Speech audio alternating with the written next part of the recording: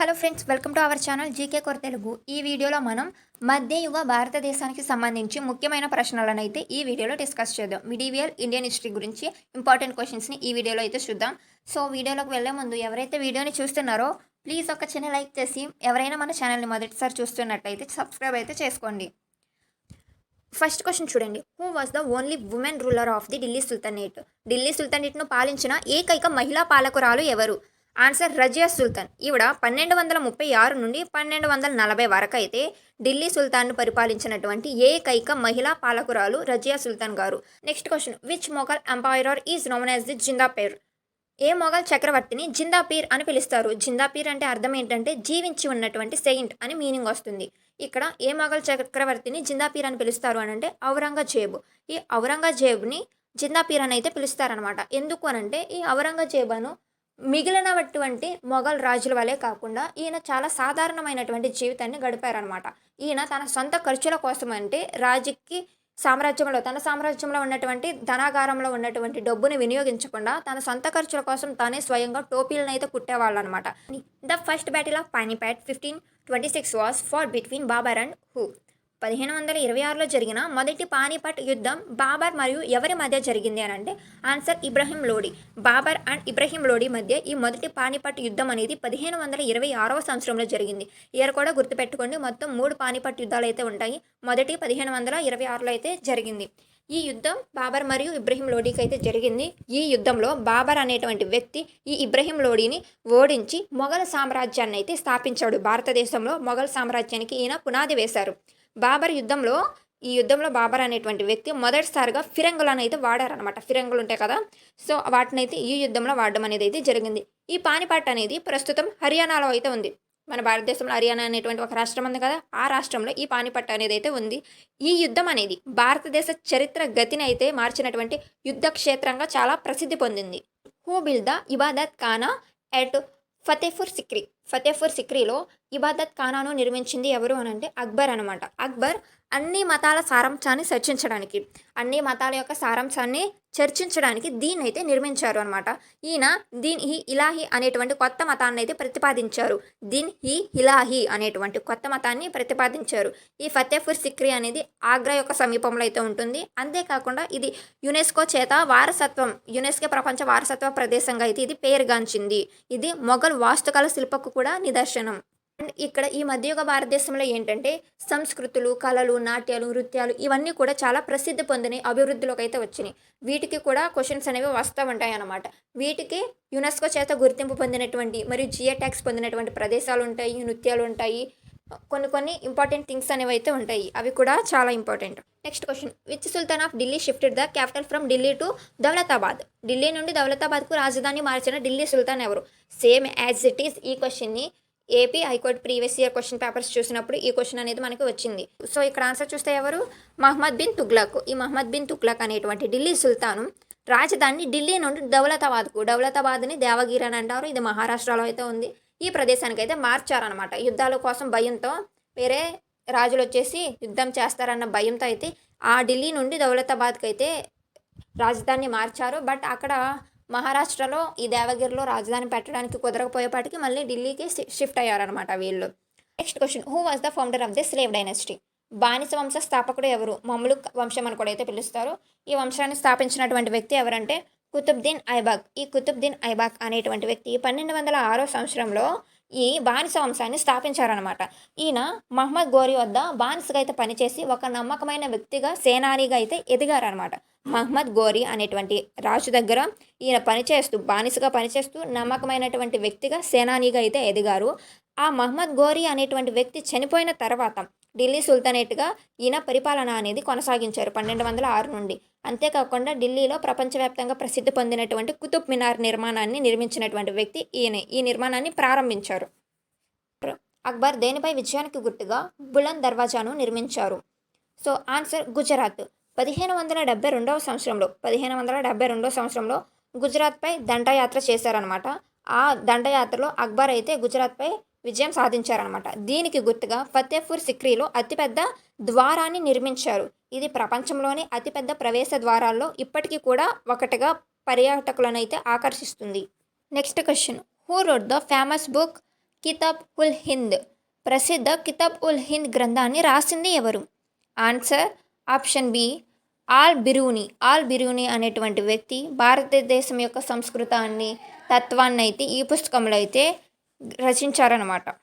Next question, the Jizya tax was completely abolished by which Mughal ruler? Mughal పాలనలో జిజ్యా పన్నును పూర్తిగా రద్దు చేసినటువంటి రాజు ఎవరు?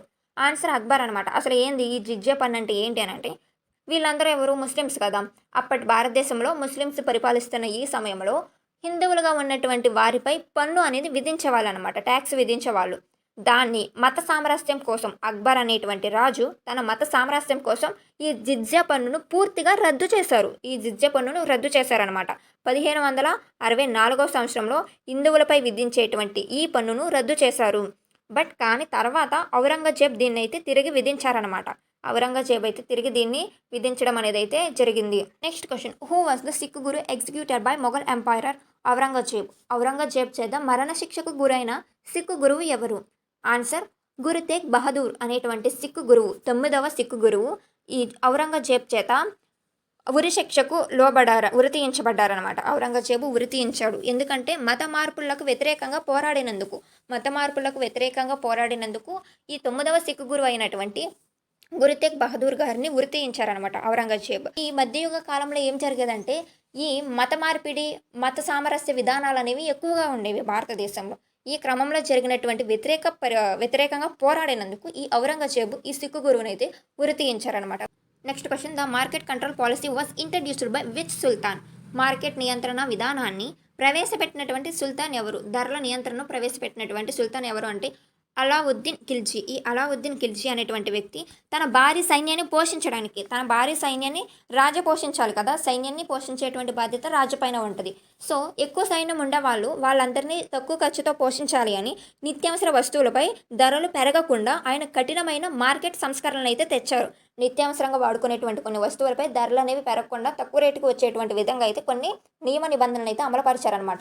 ప్రస్తుతం మనం ప్రైస్ కంట్రోల్ అని ఫాలో అవుతున్నాం కదా మన ఎకనామీలో, అది అప్పటి పురాతన కాలంలో సంబంధించి ఈ మెకానిజంనే ఫాలో అవుతుంది. Is known as the parrot of India, Tuti e Hind. భారతీయ చిలుక, తూతి ఏ హింద్ అని ఎవరిని పిలుస్తారు అని అంటే ఆన్సర్ వచ్చేసి ఆప్షన్ సి అమీర్ ఖుష్రో. ఈ అమీర్ ఖుష్రో అనేటువంటి వ్యక్తి ప్రసిద్ధ కవి మరియు సంగీత విద్వాంసుడు అనమాట. ఈయన కవి మరియు సంగీత విద్వాంసుడు. సితార్ మరియు తబలా వాయిద్యాల్లో, సితార్ని మరియు తబలాను వాయిద్యాల ఆవిష్కరణలో ఈయన పాత్ర అనేది చాలా ఉంది. ఖవ్వాలి అనేటువంటి సంగీత ప్రక్రియను అయితే ఈయన ప్రాచుర్యంలోకి తెచ్చారు. ఖవ్వాలి అనేటువంటి సంగీత ప్రక్రియను. ఈ ఖవ్వాలి అనేటువంటి దీని మీద అయితే ప్రీవియస్ ఇయర్ ఎగ్జామ్స్లో ఎస్ఎస్సి సిహెచ్ఎస్ఎల్ అయితే క్వశ్చన్ అడిగారు, దీన్ని ఎవరు ప్రాచుర్యంలోకి తెచ్చారు అనేది. ఈ ఇవ్వాలి అనేటువంటి సంగీత ప్రక్రియను ఈయన ప్రాచుర్యంలోకి అయితే తెచ్చారో ఇది ఇప్పటికీ కూడా దక్షిణాసియాలో అత్యంత ప్రజాదరణ పొందినటువంటి సంగీతం. Next question, which Mughal emperor built the Moti Masjid inside the red fort at Delhi? Delhi ఎర్రకోట లోపల మోతీ మసీద్ని నిర్మించింది ఎవరు? ఎర్రకోట ఉంటుంది కదా, రెడ్ ఫోర్టు, దాని లోపల మోతీ మసీద్ అనేది ఒకటి ఉంది, మోతీ మసీదు. దాన్ని ఎవరు నిర్మించారు అని అంటే ఔరంగజేబ్ అనమాట. ఔరంగజేబ్ తన వ్యక్తిగత ప్రార్థనల కోసమైతే తెల్లని మార్బుల్స్తో ఈ మసీదును నిర్మించారు. ఆగ్రా కోటలో మోతీ మసీదుని అయితే షాజహాన్ అయితే కట్టించారు. ఆగ్రా ఫోర్ట్ ఉంటుంది, ఆగ్రా ఫోర్ట్ అనేది ఒకటి ఉంది కదా, దాంట్లో మోతీ మసీదుని కట్టించింది ఏంటో షాజహాన్. ఇక్కడ రెడ్ ఫోర్ట్లో ఈ మోతీ మసీదుని కట్టించింది ఏంటో ఔరంగజేబ్. గుర్తుపెట్టుకోండి, ఔరంగజేబ్ ఏంటో ఢిల్లీ ఎర్రకోటలో కట్టించాడు. అండ్ ఆగ్రా పోర్ట్ ఉంటుంది కదా, ఆగ్రా కోట, దాంట్లో మోతీ మసీదుని ఏంటో షాజహాన్ కట్టించాడు అనమాట. ఇక్కడ ఈ ఔరంగజేబ్ దీన్ని ఎందుకు కట్టించాడంటే తన వ్యక్తిగత ప్రార్థనల కోసం, అది కూడా తెల్లని మార్బుల్స్తో అయితే కట్టించారనమాట. ఎర్రకోట ఇది మన భారతదేశంలో ప్రధాన ఆకర్షణంగా అయితే ఉంటుంది. మన భారతదేశ స్వతంత్ర వేడుకలు అనేవి కూడా దీన్ని వేదికగా చేసుకుని వేడుకలను అయితే జరుపుకుంటూ ఉంటాం. Next question, the Mansabdari system was introduced in Mughal administration by? Mughal పరిపాలనలో మాన్సబ్దారీ వ్యవస్థను ప్రవేశపెట్టింది ఎవరు అనంటే ఆన్సర్ ఆప్షన్ సి అక్బర్. సైనికులు మరియు పౌర అధికారాల హోదాను వాళ్ళ యొక్క జీతభత్యాలను నిర్ణయించడానికి అక్బర్ ఈ ర్యాంకింగ్ వ్యవస్థను అయితే తీసుకొని అయితే వచ్చారు. ఇది మొఘల సామ్రాజ్య ప్రతిష్టతకు వెన్నెముకగా అయితే నిలిచింది. Who was the author of Humayun Nama రచయిత ఎవరు? గుల్బాదాన్ బేగం. ఈ గుల్బాదాన్ బేగం అనేటువంటి ఆవిడ ఎవరు అనంటే ఈ హ్యూమాయూన్ సోదరు అనమాట. ఈవిడ హుల్బాయిన్ బేగం అనేటువంటి వ్యక్తి హ్యూమాయూన్ రాజు యొక్క సోదరి. తన సోదరుని యొక్క జీవిత విశేషాలను వివరిస్తూ ఈ పుస్తకాన్ని అయితే ఈవిడ రాశారు. అంతేకాకుండా మొఘల్ సామ్రాజ్యం యొక్క అంతఃపుర విశేషాలను, అప్పట్లో యొక్క రాజకీయాలను ఎలా ఉండాయో తెలుసుకోవడానికి ఈ పుస్తకం అనేది చాలా హెల్ప్ అవుతుంది. అంతేకాకుండా ఇలా పుస్తకాన్ని రాసించినటువంటి మొఘల్ సామ్రాజ్యంలో ఏకైక మహిళా రచయిత, చారిత్రాత్మక గ్రంథంగా కూడా ఈ హ్యుమాయూన్ నామా అనేటువంటి పుస్తకం అయితే నిలిచింది. Next, which Sultan founded the city of Agra? Agra నగరాన్ని స్థాపించిన సుల్తాన్ ఎవరు? ఆన్సర్ సికందర్ లోడి. ఈ సికందర్ లోడి అనేటువంటి సుల్తాన్ ఆగ్రా నగరాన్ని అయితే స్థాపించారనమాట. 1504 సంవత్సరంలో సికందర్ లోడి ఆగ్రాను స్థాపించి రాజధాని ఢిల్లీ నుండి ఆగ్రాకైతే మార్చడం జరిగింది. ఈ 1504లో రాజధాని ఢిల్లీ నుండి ఆగ్రాకైతే మార్చారు. అండ్ అంతేకాకుండా ప్రపంచవ్యాప్తంగా ప్రసిద్ధి పొందినటువంటి తాజ్మహల్ ఉన్నది ఆగ్రాలోనే. ఉత్తర భారతదేశంలో ప్రధాన పర్యాటక కేంద్రంగా అయితే ఇది నిలిచింది. Next question, the grand trunk road GT road was renovated or rebuilt by? Grand trunk రోడ్ను పునరుద్ధరించిన లేదా నిర్మించిన వారు ఎవరు అని అంటే ఆన్సర్ షేర్షా సూరి. ఈ బెంగాల్ నుండి పెషావర్ అంటే పాకిస్తాన్ వరకు వాణిజ్య మరియు ప్రయాణ సౌకర్యం కోసం షేర్షా ఈ రోడ్డును అయితే అభివృద్ధి చేశారు. అండ్ అంతేకాకుండా నేషనల్ హైవే 1 ఉంటుంది కదా, ఈ నేషనల్ హైవే 1 ప్రధాన రోడ్డు కూడా ఇప్పటికీ కూడా దీని మీదనే కొనసాగుతుంది. ఈ చారిత్రక రోడ్డు మీదలోనే ఈ భాగంకి సంబంధించింది అనమాట ఇది. Next question, who was the religious teacher of Shivaji Maharaj? Shivaji Maharaj యొక్క ఆధ్యాత్మిక గురువు ఎవరు? ఆన్సర్ వచ్చేసి సమర్థ రామదాసు అనేటువంటి గురువు గారు శివాజీ మహారాజ్ యొక్క ఆధ్యాత్మిక గురువు అనమాట. అంతేకాకుండా దాదాజీ కొండదేవ్ అనేటువంటి వ్యక్తి, దాదాజీ కొండదేవ్ అనేటువంటి గురువు గారు ఎవరంటే రాజకీయ గురువు అనమాట. రాజకీయ గురువు.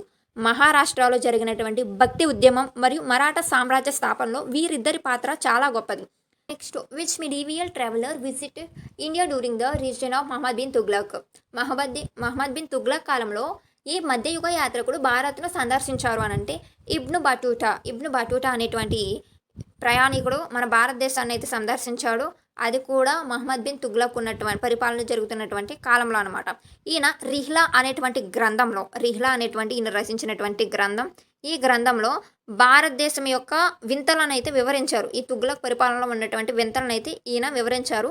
అంతేకాకుండా ఢిల్లీలో కాజీగా కూడా ఈయన పనిచేయడం జరిగింది. And next question, who was the Mughal emperor during the battle of Buxar? 1764లో జరిగినటువంటి బాక్సర్ యుద్ధం సమయంలో మొఘల్ చక్రవర్తి ఎవరు అని అంటే సో ఆన్సర్ వచ్చి ఆప్షన్ ఏ రెండవ షాహలం అనేటువంటి మొఘల్ చక్రవర్తి భారతదేశంలో పరిపాలిస్తున్నటువంటి మొఘల్ చక్రవర్తి అనమాట. బాక్సర్ యుద్ధం జరిగేటువంటి సమయంలో అప్పుడు బ్రిటిష్ ఈస్ట్ ఇండియా కంపెనీ చేతిలో షాహలం 2 ఓటమి పాలైతయ్యారు. దీంతో మొఘల్ చక్రవర్తి నామమాత్రపు పాలకుడిగా అయితే మారిపోయారనమాట. ఇవి కొన్ని మధ్యయుగ భారతదేశానికి సంబంధించి ఇంపార్టెంట్ బిట్స్, చరిత్రకు ఎగ్జామ్లో రావడానికి ఛాన్స్ ఉన్నటువంటి క్వశ్చన్స్ అనమాట. ప్రీవియస్ ఇయర్లో అడిగినటువంటి క్వశ్చన్స్, ఈ 20 క్వశ్చన్స్. అండ్ నెక్స్ట్ వీడియోలో నెక్స్ట్ చాప్టర్కి సంబంధించి ఇంపార్టెంట్ క్వశ్చన్స్ అయితే డిస్కస్ చేద్దాం.